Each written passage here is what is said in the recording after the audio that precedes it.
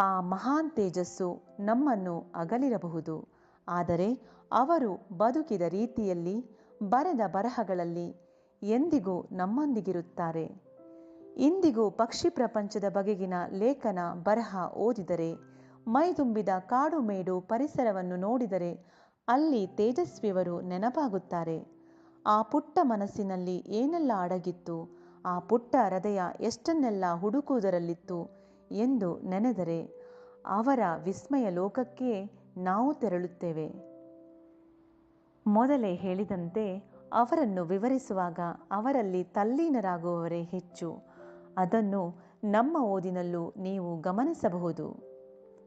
ಆತ್ಮೀಯ ಕೇಳುಗರೆ, ಅನಾಯಾಸವಾಗಿ ಅಂತರ್ಜಾಲದಲ್ಲಿ ಸಿಗುವ ಅವರ ಪುಸ್ತಕಗಳನ್ನು ತನ್ಮಯರಾಗಿ ಓದೋಣ.